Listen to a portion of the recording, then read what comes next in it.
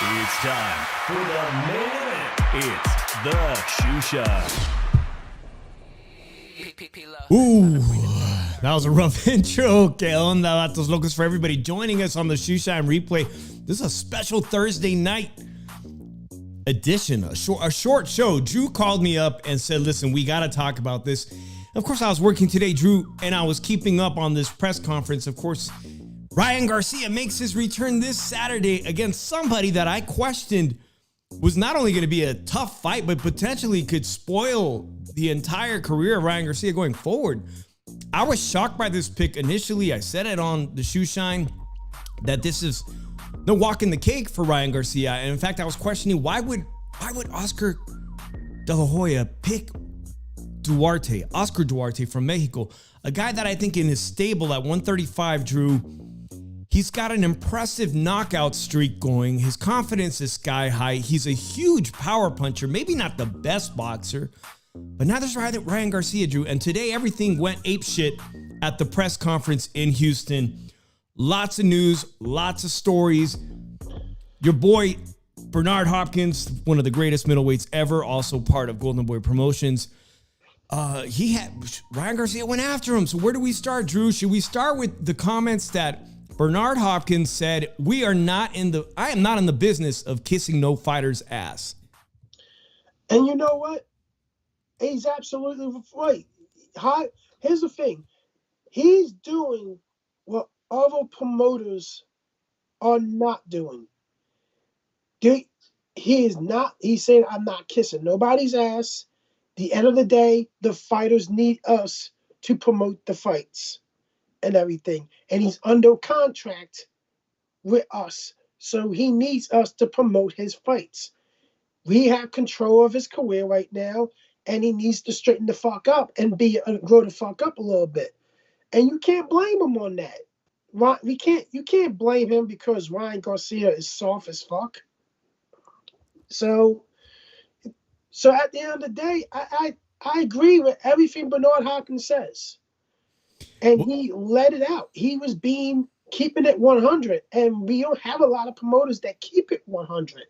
Yeah, and if you missed the press conference today, essentially when Ryan Garcia got up to the microphone with Oscar De La Hoya, dressed dapper in his blue suit today, Ryan Garcia instantly took shots first at Bernard Hopkins, the legendary Hall of Famer. He went after him saying, nobody told you to stop fighting when you was 45, and you aren't going to tell me when my career's over. I mean, he literally, instead of addressing his opponent and what he was going to do to Oscar Duarte of Mexico, he took the opportunity to go after Bernard Hopkins, the legend.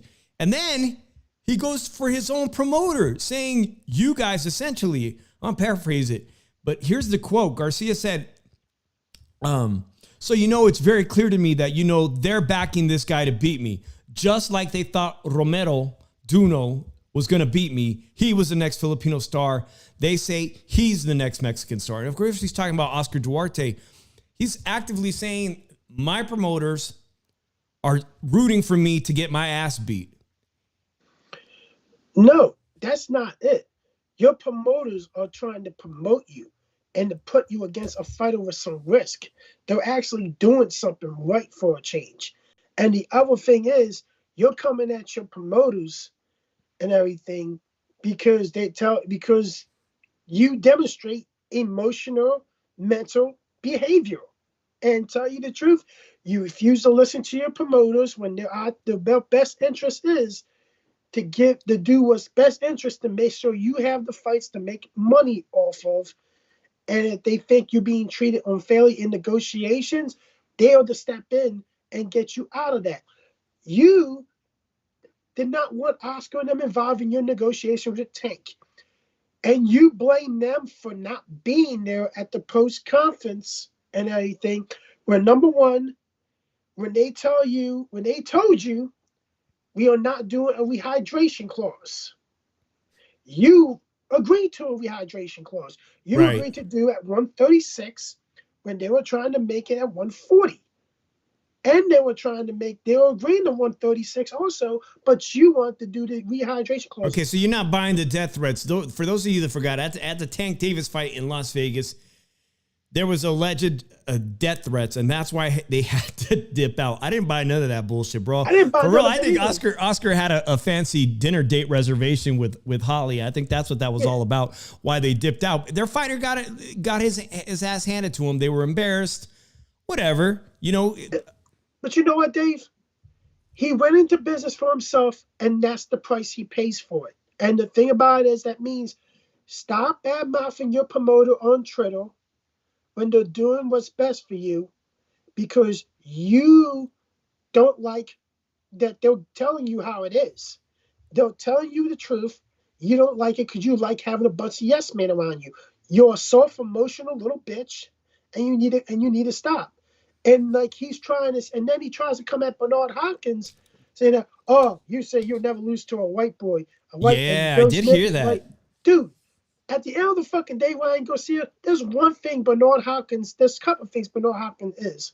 A guy that fights anybody, that did not duck anybody in his career, even fought the unbeatable at the time Sergey Kovalev knockout machine and survived him and did not run away from him at all. And number two, he never quit. And what your career is known for, being on your knees and quitting. Drew, how many defenses did your boy Bernard Hopkins make at the middleweight championship? 20 straight defenses. He has the record.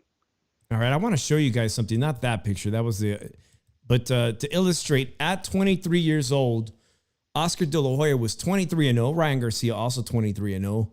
20 knockouts for Oscar De La Hoya, but 4 titles. 4 titles at the exact same age. He's already had 4 titles. That's insane. Ryan Garcia has not even come close to winning a title at the same age. Oscar's really built him up kind of softly, like they do a lot of people they think are going to be big stars. They're being built up softly.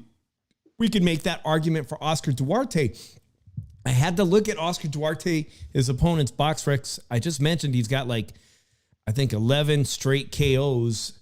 But there are some interesting names on Duarte's record. One, for instance, is a Filipino guy named Mark Bernaldez, Drew, that I saw Mark Bernaldez fight Andy Vences and come up short and lose in a decision, in Reno about 2 years back. A friend of the show, Andy Vences. That Filipino guy also fought Albert Bell of Top Rank, who a lot of people think should be a world title contender at this point on a Top Rank is stable at 130 pounds. So Oscar Duarte was able to knock out this guy recently, just like 2 fights ago. He was able to stop him. So that tells you a little bit about the caliber of fighter Oscar Duarte is. He was able to do some things that more recognizable names at lightweight and junior lightweight have done, or super featherweight. Well, he hasn't knocked out complete bums, but we can't say much about Ryan Garcia's opposition up until he fought the gold medalist. That is the best performance Ryan has ever had, was against the gold medalist. Let me read a tweet that Oscar did today at 4:59 p.m. today. He tweeted, "I have to say that I'm really concerned about Ryan Garcia's state of mind, considering his history of mental instability, which he documented himself. His current behavior shows he clearly is not focused on Saturday's fight. You won't take my calls. Ryan, I hope you're okay. This tweet was deleted by Oscar De La Hoya Today? today. So basically I missed it, but you were able to get that screenshot so you could read it later. So he had second thoughts on leaving that tweet out for everybody to see, right? He rescinded the message, which I've seen Oscar do before, say something controversial and whatnot. But De La Hoya is essentially asking him to be focused at this point. And our boy Fonzie, shout out to my boy Fonzie619, says Ryan Garcia is a joke and very cocky, a social media boxer. Oscar tried to take advantage of his popularity, and once he took more than he can bite, he just wanted to cash out. So this opinion isn't very popular, Drew, and I said it today on the roundtable. I'm starting to believe that the entire reason why they picked Oscar Duarte was to hand Ryan Garcia a slice of humble pie, essentially to get their protege, to get his ass handed to him one more time. And really, there's a lot of reasons, not just financially, but personal. I think they're personal, Drew, because those lawsuits against Oscar, they revealed a lot of things about their relationship. I think Oscar essentially realizes, with Ryan Garcia, I have a liability. Yes, I can make a lot of money with him against the right person, like we did in the pay-per-view with Tank Davis. But at the same time, he's going to come up short each and every time. And even then, he might actually just get his ass beat, like Victor Ortiz. You have to look back to the career of Oscar De La Hoya as a promoter when he thought he had the next big thing, when he was promoting the Mexican-American fighter in Victor Ortiz. Victor Ortiz, who eventually got a pay-per-view fight with Floyd Mayweather. But up until then, he had a series of mishaps, one including getting his ass beat by Marcos Maidana, where he told the ring announcer afterwards, maybe this isn't for me. Remember that? And everybody thought he would walk away. Then he fights Josecito Lopez, the Riverside Rocky, and that guy was a club fighter. And he gets his jaw broken. And he quits. And he quits again. I've been saying this for years since we started the Shoe Shine on YouTube and we were on other platforms. But I think this is basically the same. It's basically going to go the exact same way as Victor Ortiz's career. And remember, guys, Victor Ortiz ended up cashing out in Hollywood, getting a series of movie roles. I think he did a few action movies. It's not like he went broke doing boxing. He actually had a plan B when he started noticing he can get a Hollywood agent, that he had opportunities outside of the sport of boxing. Ultimately, I believe he ended up, trying to come back to the sport, but never to the same glory. I just feel like perhaps this is exactly the route Ryan Garcia's career is going to take. And maybe he's right. Maybe he's right about what he thinks, that Oscar and Bernard want payback. They want him to lose. And you know what? I don't blame them, because tell you the truth, you did all this and you say you went out of your contract. You're going to get your ass, if you get your ass kicked, Oscar's going to put, hey, you went out your contract? I want $15 million and you can get out your contract with me. And to tell you the truth, Ryan ain't going to pay that. Ryan's going to have to fall in line. That's a lot of money. That's a lot. He wants to get out of that contract, but I don't even think a rematch with Tank Davis, which is the biggest star in his division or his weight classes, around his weight class, I don't think he could get $15 million out of a rematch, because nobody wants to see that. Well, here's the thing, Dave. Look at it like this. If Golden Boy thought he was so much of a star, then why didn't they make this fight on pay-per-view? Well, that's a very interesting point. That's a very interesting point. Even though Tank fought bums, he was able to at least get 150 to 200K in pay-per-view buys in majority of his fights. Right, and Tank has fought a series, not of bums, but he's had lesser opponents. Recently, we saw, I was mentioning in Las Vegas, I saw the 130-pound champion, what was his name? Luis Garcia, the Dominican fighter, I believe, just lost his title to Lamont Roach. He's fought those type of guys for 200,000 views on pay-per-view.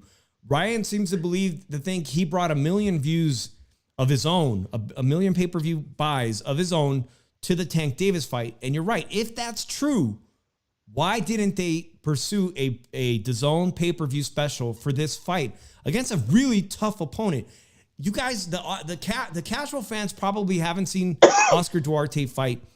This is a dangerous-ass Mexican fighter with a tremendous knockout streak. And I don't know why Ryan Garcia, who said, my team decides if I decide to quit and hang up the boxing, my team, my father, my family, and God. Well, didn't all those people watch tape on your opponent because you accepted the fight? So if this goes all wrong for you on Saturday, you accepted the fight. Like you accepted the rehydration clause. Like you accepted all Tank Davis nonsense proposals. You accepted it. And then you want to bring up after that fight, oh, we need to do this without the rehydration clause. You agreed to it. And I don't understand that you cannot take full responsibility and be a fucking adult and say, I take responsibility. I have no excuses. I lost that fight and everything. I agreed to everything. And the fucking thing, you agreed to all these terms and everything. You picked this guy to fight. And let's look at it like this. Your stock is down right now. You are not beating no fucking elite fighter. You have no chance. This guy, is going to probably time you and hit you. You are easy to fucking time. It showed against Togo. It showed against Luke Campbell. It showed against Tank Davis. You struggle against smaller guys too. And you're easy to time, dude. All you got is speed. You have no discipline. You have no fucking route of defense whatsoever. You're so fucking flat-footed, it's not even fucking funny, dude. You don't even know you can't even fight a basic boxing style that can make you relevant in this sport against the elite fighters. And this is all fucking facts. And you say you are a fucking star? Why is this fight not on pay-per-view then? Because they don't think you're that much of a star, dude. You didn't bring all those people for the Tank Davis fight, man. And you need to stop. You got yes men around you. Bro, you're 23. Grow the fuck up. We thought that you lose the L would give you some type of growing up and everything. Nah, it just made you stupider, made you softer, made you worse. You're nothing but a fucking young bitch that needs to grow the fuck up. And this dude, I hope this dude whoops your ass now. Shout out to El Pachuco. He made a great comment here. Says, I've been saying this for many years. Golden Boy's golden fighter is ferocious Virgil Ortiz Jr. It's very unfortunate that Virgil was shamefully snubbed out of a title shot at 147 a few times. Most of those belts being held hostage, of course, by Terrence Bud Crawford and Errol Spence while we waited for years for that unification. And now we see that Drew's Philly fighter finally got one of those belts. Although most of us are not happy it was emailed to him. We hope to see Virgil Ortiz in action. As far as I know, my boy Fonzie said that Virgil Ortiz should be fighting sometime potentially in January or February in Las Vegas, maybe at 154. I don't know. He has a very serious medical issue, Drew. It's like a blood disease type disorder. And, it stopped him dead in his tracks twice already. I hope to see him back, and I hope to be there in Las Vegas for that fight. So I appreciate everybody that's new. What's up, Shushan? The fight is on Fox 11. Which fight? I don't know which one, but if it's this one or there's a fight right now, I'm sorry I'm missing it. Let me just say something. I think the fighter they need to focus on going forward and build him up is Kid Austin. Right, that's one of their guys. I think he has a tremendous upside. I think they can market him. I think they need to invest a lot of mostly all their time in the building Kid Austin up, because this kid is promising, and I think this kid can go somewhere and be a champion. At least his heart's in it. At least he listened to the advice of his promoter and his management.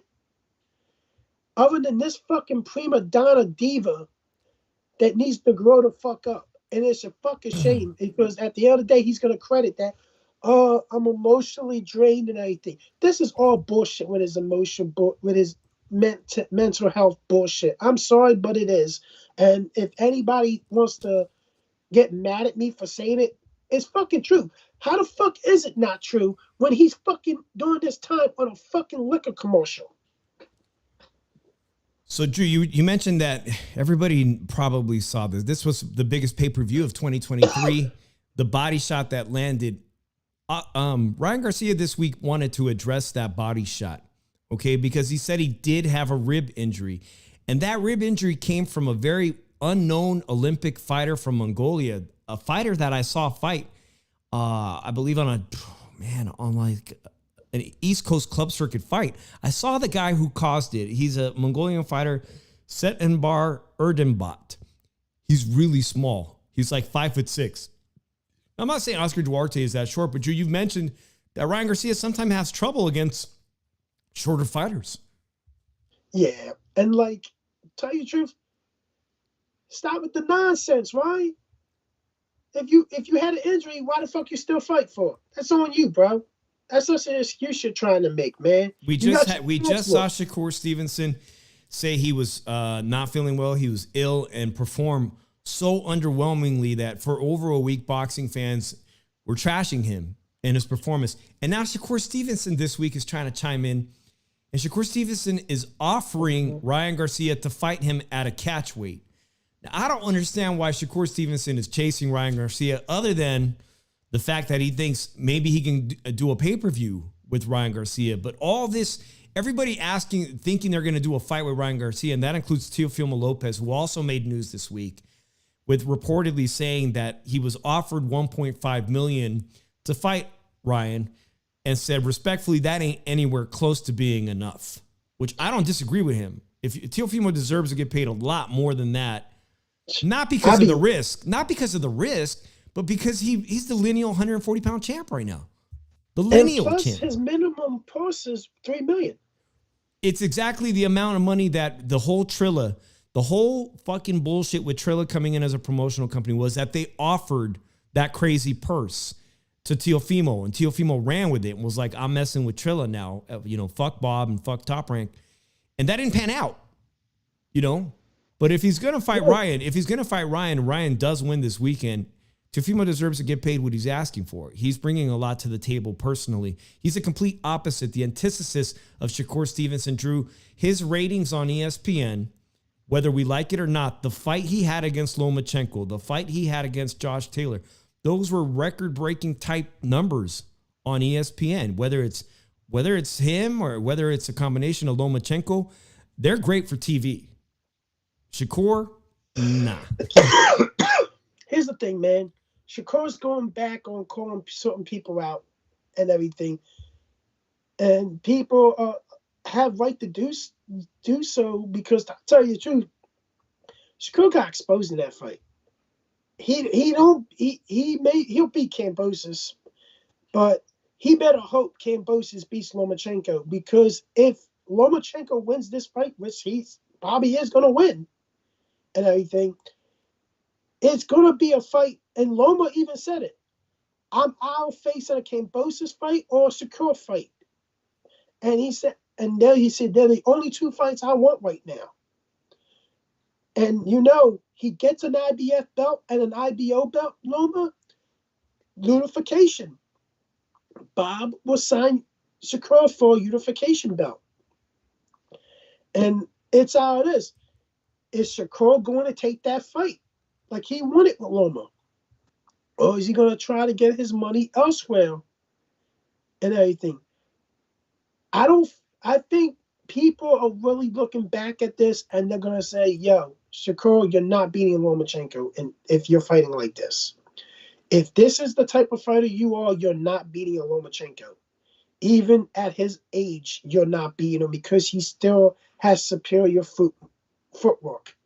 And he's not Dos Santos. He will punch you while he's moving, and he will lay on you and hurt you. And that's something we'll probably will see Shakur hurt for the first time in his career. And he might not be able to know what to do after getting hurt. And that's with anybody that will hurt him. I don't know if he'll come back, if he'll try to win or something, but that's how people will see this Loma fight going with Shakur now. And people are siding with Haney now. No, what? Like, you're being generous. You gave him 25%. He thought he deserved more? Dude, your best win is against Oscar Valdez. Carry it on. I got to ask you, Drew. Ryan Garcia had a change of trainers. He had Joe Goosen in his corner. He said that was going to solve all his issues defensively and whatnot. Now he finds himself with Derek James, and he's also essentially moved to the state of Texas. Derek James, is he going to change all these flaws that Ryan Garcia has? Are we going to see an improvement in the most noticeable one, and that's defensively? Nah, because it's too basic of a style. And Ryan can't really get the bait. Like, it's a flat-footed style that Derek James, teaches.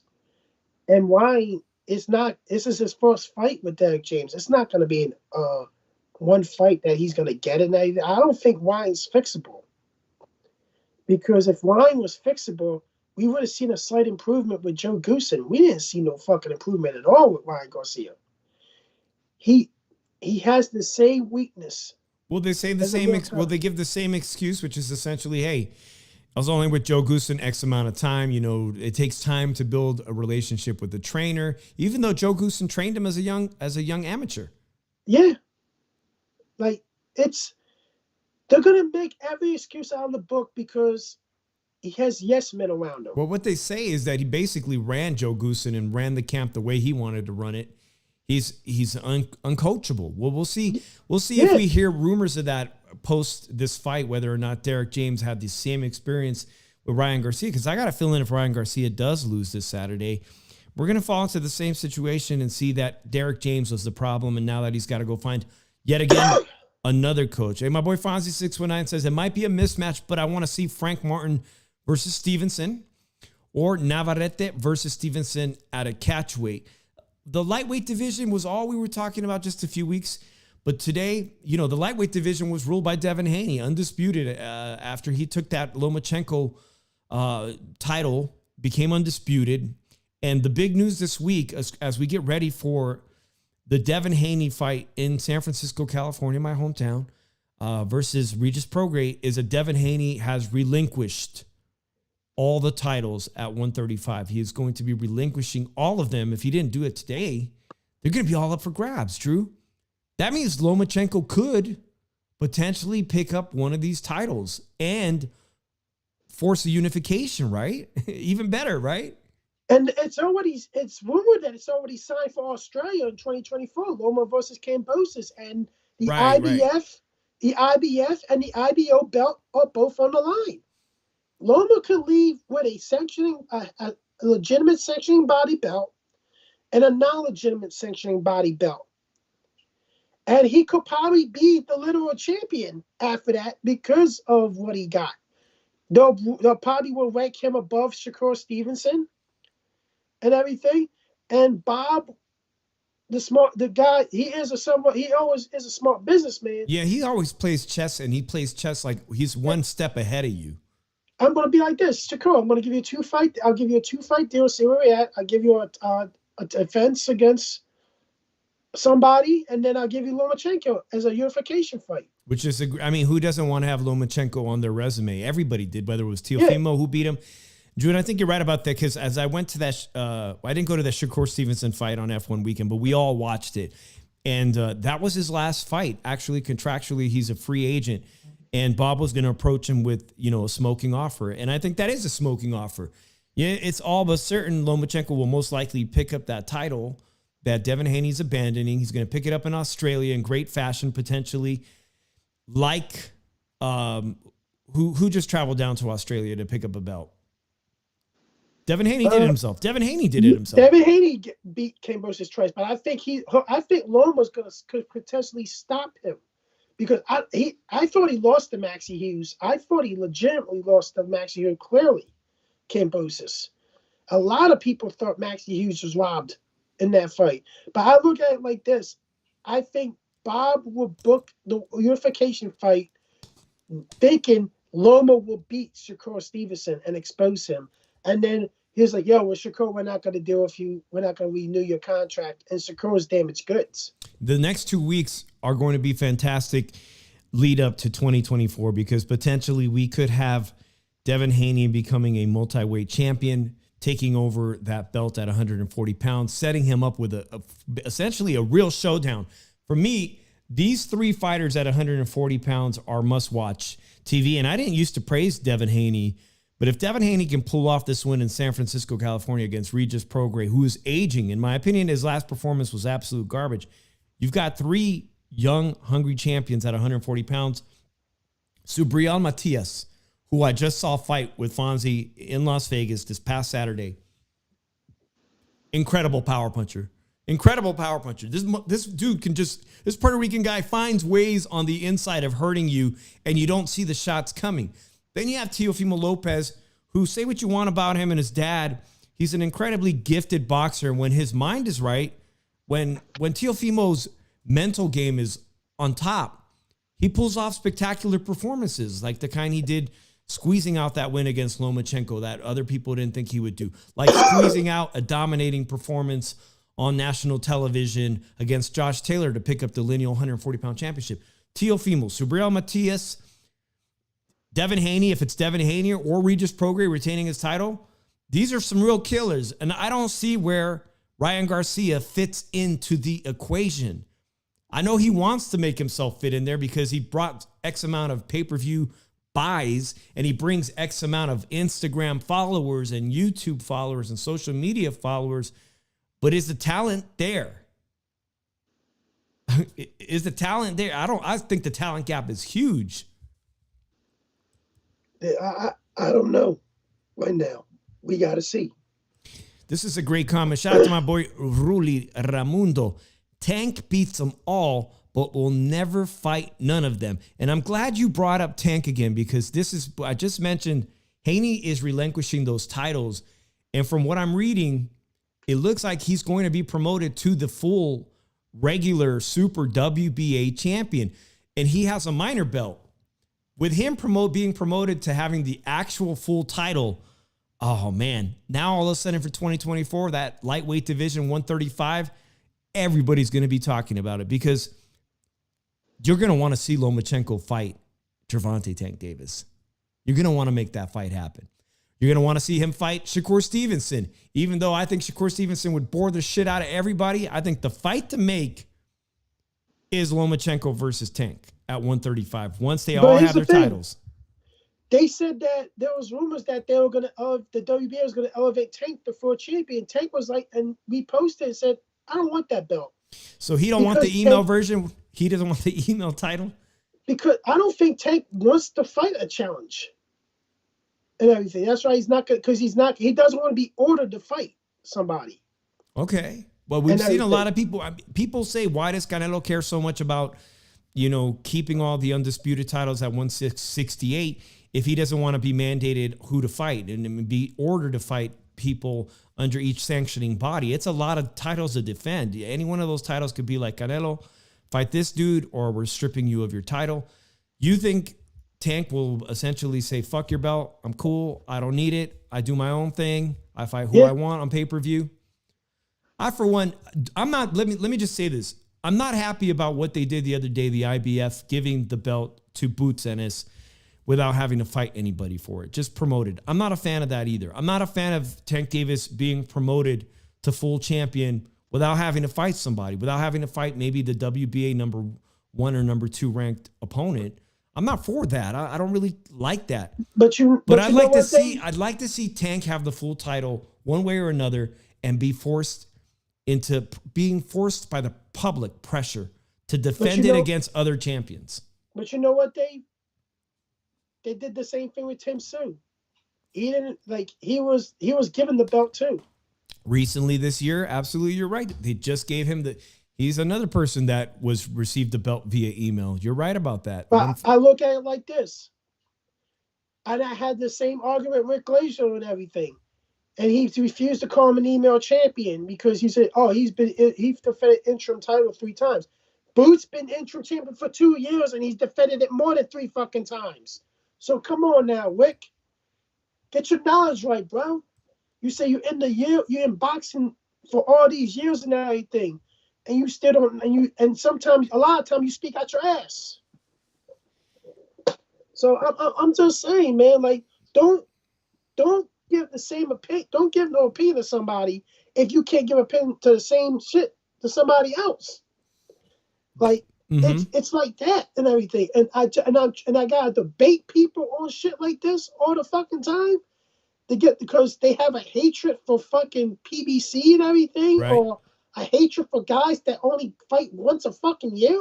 Like come on, people. If you're gonna say some shit, you gotta say some shit without a biased opinion.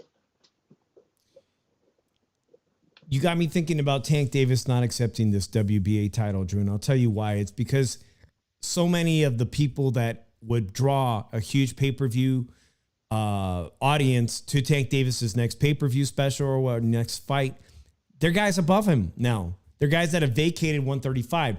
I still think Devin Haney is an extremely viable opponent for Tank Davis. It's a different style. I still think Teofimo Lopez is a fantastic matchup against Tank Davis. And if you make him defend this WBA belt against everybody at 135, then you kind of don't allow the guy to do what he wants. He's gone up to 140 and fought that Mexican fighter on PBC, Mario Barrios. He's done that. He won that minor title too. He just didn't defend it, but he won that minor title. He could go up. He could ask those guys to meet him halfway, which is something Floyd Mayweather's done. It's just something Canelo Alvarez has done to a lot of people. Say, I'll fight you at 136 or 137, depending on the person. But it gives him flexibility not to fall into those traps of defending, because he is a unique fight. Whether we like it or not, he's only one of the few guys aside from Canelo that consistently does pay-per-view, has a pay-per-view audience. And I look at it like this.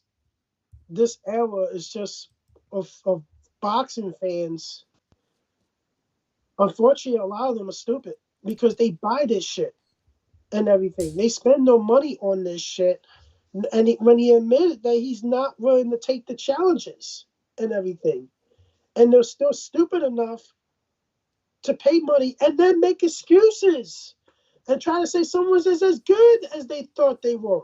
Well, are they dumb or are they just trying to help out the sport they love, Drew? Because today, I wanted to make this show kind of short, not a very full one, but I want to bring this up before we close off this special show on Thursday night. And that's that the numbers came out for the David Benavidez fight. And your boy Rick Glazer is one of the people who's been promoting it on social media. The numbers, Drew. Boo Boo Andrade and Demetrius Andrade and David Benavidez reportedly did trash pay-per-view buys. $60K. That's absolutely abhorrent. And many people are going to say the reason why it did so bad is, one, Boo Boo Andrade is not a pay-per-view fighter. As likable as he is, never been on a pay-per-view, hasn't fought. He's been inactive. People called him a dodger, that he ducked quite a few opponents. He just doesn't have that name. He didn't bring the same, je ne sais quoi that Caleb Plant did. People know who Caleb Plant was because he fought Canelo, and that was fresh on their minds. Caleb Plant has a big audience here, fan base in Las Vegas. 60,000 buys is so trash. Yeah, that's trash. But, you know what? But Drew, I got to ask you, so many people watch boxing. You said maybe some of them are dumb to pay for the pay-per-view. How many of them stream it illegally? How many are using Fire Sticks? I got to say this because it's really, I hear this shit over shows. Why are you trying to blame people for streaming it? And why are you giving a reason why fights not gonna happen? Like, seriously, I watched this show. It just crossed my YouTube feed. So I decided to give it a watch and everything because they're talking about the Benavidez Andre thing. And they try to say that Canelo Benavidez ain't gonna happen because people are not legally streaming this fight, and David can't draw on pay-per-view and everything. They're gonna use that excuse, And like we boxing insiders, because we're boxing, we want to be boxing insiders are saying this and everything. And I'm like, dude, that's the dumbest fucking take I heard in my fucking life. And if you try to act like you're fucking you're boxing insiders, show me some receipts that you get fucking paid for doing this shit. And until then, shut the fuck up, because you don't know shit. Because tell you the truth, motherfuckers did pay-per-view numbers like the Charlos when they only barely book 100K, and he got a fucking fight with Canelo. So tell me that bullshit fucking takes that you guys did on there when I saw it. Shut the fuck up. You really need to know what the fuck you talking about. And whoever told you you're insiders, yeah, tell them that you got get the yes man out of your fucking chat and get the fuck out of it, because that's a horrible fucking take. My boy Fonzie says, I'll stand by this. 60,000 real boxing fans and 1 million casual fans. I have to say this, and Fonzie was there. The Mandalay Bay this past Saturday, Drew, holds about 13,000 people. I've been there for fights that there was probably 3. I went to an Onito Donaire fight in like probably 2011 or something, where he fought a Mexican fighter for a title, Drew. There was like 3,000 or 4,000 people. I know what the Mandalay Bay looks like when it's empty. This thing was almost full to capacity. So the gate was good. The gate was good. But where PBC and Showtime and Steven Espinoza fucked up, okay, is that Al Heyman should have been putting this fight on regular TV. When he had that deal, and he probably still did that with Fox. He should have said, this fight with David Benavidez, he's the future. He's one of our big stars coming up. I'm going to have this fight for free on Fox, on regular network television, and I'm going to have it right after a bowl game. I'm going to have it right after college football in December.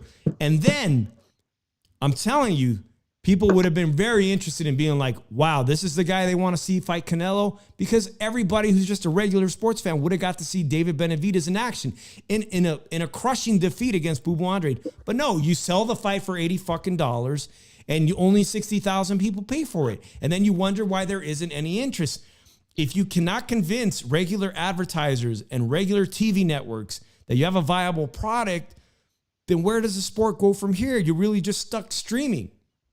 Look at it like this. We're stuck Dave. streaming. Let's look at it like this, Dave. Showtime is no longer in boxing thanks to Steven Espinoza and Al Heyman. You know what sucks, Drew, about that? Steven Espinoza, he's a San Jose State alumni, and I got a lot of friends that went to San Jose State. But here's the main reason why, Dave, that they're out of the boxing business. Because for the last 5 to 7 years, instead of making the best fights possible on pay-per-view, they put this bullshit on pay-per-view for $80. I thought Boo Boo was going to have a chance. I mean, I don't want to say it was bullshit. I thought Bubu Andrade had a fair chance. I thought he did have a chance. I thought he would win the fight. He did well for a little bit. But here's the thing, Dave. When you have a history of doing this, it turns the viewer, the fan, off. And it makes them want to stream that shit. Because they don't want to take the risk.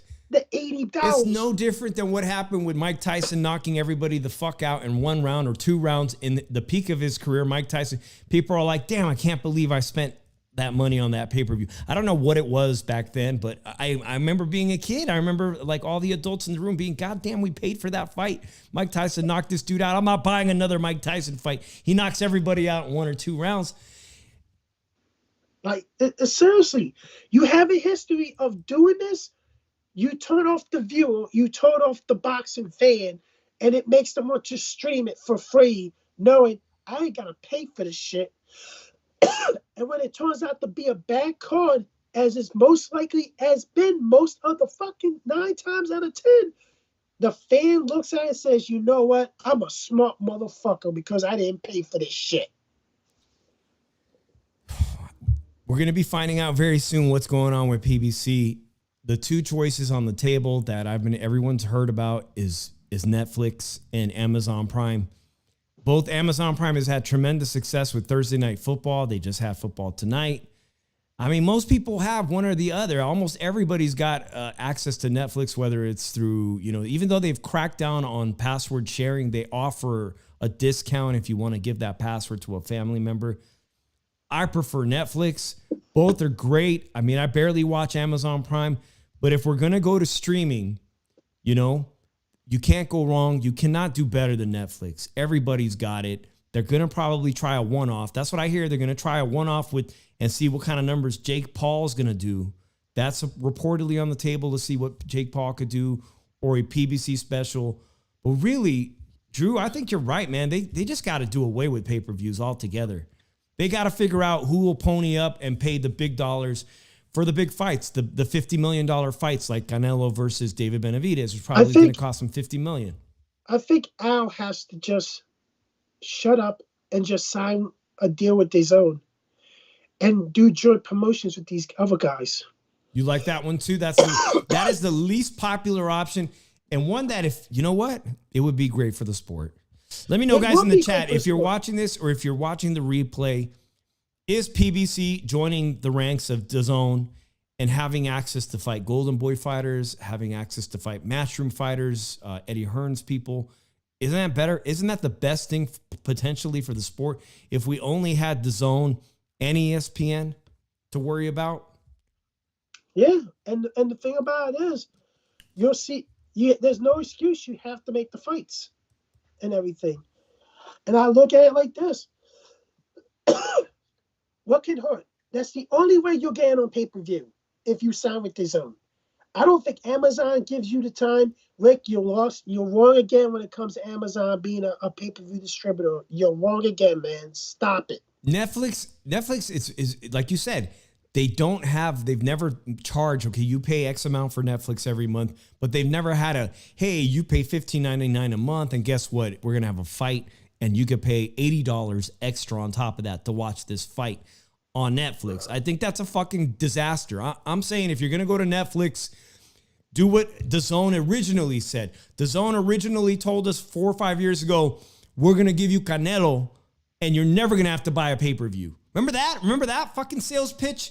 You're going to get Canelo Alvarez, all his pay-per-views for just $9. I remember I paid $9.99 a month, and then I didn't read a fucking email.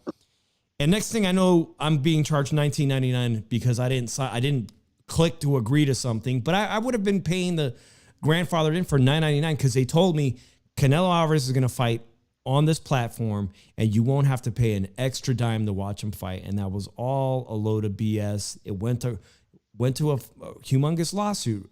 Right? Canelo had to leave Oscar De La Hoya. He said Oscar De La Hoya bamboozled me. I had no idea that he was telling DAZN that I'm going to have to fight Gennady Golovkin. I'm going to have to fight this dude. And Ryan Garcia finds himself in the exact same shoes. Well, Dave, this was a very untimely show, and it turned out to be a good one. And you know what? To be honest, Drew, thank you guys all for joining us. I know it's 8:40. Drew and I said we do 35 minutes, 40 minutes to an hour. And I think we got to do more of this because all the other boxing channels that are doing well and much better than us, they're doing content every day, and there's something to talk about every day. But this is a really important weekend because we're going to find out, does Ryan Garcia bounce back? Does he bounce back from that big stoppage? Nobody was surprised, really, that Tank stopped him. But I think a lot of people are going to be surprised if a little unknown Mexican guy that actually even kind of looks like Canelo, who has that complexion, like he looks Irish. My wife's like, is he from Guadalajara? He looks just like Canelo. He's got the same Irish-looking Mexican look. If that guy knocks out Ryan Garcia, his career potentially is in real trouble. It really is going forward in real trouble. He can forget about fighting the likes of Teofimo Lopez or Tank. I mean, the only guy I could see him fighting if he takes a loss is Raleigh Romero out of Las Vegas. I mean, that's it. And I don't even know what's the deal with that belt because O'Hari Davies and Barroso fight is off. And I don't even know I don't know if they stripped Raleigh of that fight, that title or what. Champion in recess. Exactly. And that's about the only path and how do you give a guy a championship opportunities coming off of 2 losses to essentially to lightweights, to 135 pounders? How do you just hand somebody a title opportunity? That's some bullshit, man. Yeah, I appreciate everybody joining us, Drew. I'll let you get your final thoughts, man. What are your final thoughts on this weekend? Thursday night football. We got a big game. Let's remind everybody. We got a big bet. And it looks like the Cowboys are going to pull it off at the end. You know, when you're in Dallas, the referees are on your stick. Damn, I was going to say, Drew, go ahead. I wanted to remind everybody, if you missed our football show, we got a big bet, Drew and I. Philadelphia Eagles and the San Francisco 49ers, my team, are playing each other Sunday in an NFC rematch, NFC playoff rematch. And if Drew wins, if the Philly Eagles win, Drew gets to run the shoe shine all by himself December 11th, and I got to shut the F up for the first 10 minutes of the show. And I think Drew says I got to play the Eagles anthem while Drew does a 5-minute rant. Correct, Dave. You got it Pretty all good. down platinum. Ruley says Eagles going down. Now, Drew, final words. I put a parlay in today. Hopefully I didn't put I would have put Dallas on it anyway, and I put like 6 games on it. I put $10 down. I win $152 on it, but I put that in tonight, everybody. Sweet. So I look at it like this. We talked about Ryan Garcia's soft ass. This generation of fighters is actually soft as fuck. I'm sorry to say that, but it's fucking true. A lot of them are acting like fucking prima donnas. And they need to fucking grow the fuck up. And I think content creators have to do better jobs on how they view future fights and everything, saying that, oh, this fight's not going to happen because people are streaming shit and everything, because their quick review numbers are shit. That's a horrible take. If you know what the fuck you were talking about, you would have never said that in the first place. So shut up there. But I'm gonna be honest, like I really think that this whole boxing thing's going downhill as it is. It's been for the last 7 to 10 years, because Showtime is the main corporate because of the shit they did. Now they're out of business because of it. So Steven Espinosa, you get no sympathy for me, you dumb fuck. You let Al Heyman control you. So they may show you some, but I'm not, and everything. But end of the day, man, I'm gonna keep it 100 with you guys. We'll be on here week after week, giving our opinion, keeping it 100. And they may not be always popular opinions and everything, but we're always going to keep it 100. And we're never going to kiss nobody's ass or anything. This show is the show that doesn't kiss nobody's ass. Even if we interviewed the motherfucker, we don't kiss their ass. We do promote them and shout them out and everything, but we don't kiss their ass if there's an issue with how they're fighting and everything, unlike other channels. I heard it. I heard it here. All right, guys, we'll see you next Monday on the Shoe Shine. Everybody have a blessed weekend. Enjoy your weekend. We'll see you guys Monday night on the Shoe Shine. Peace out, everybody.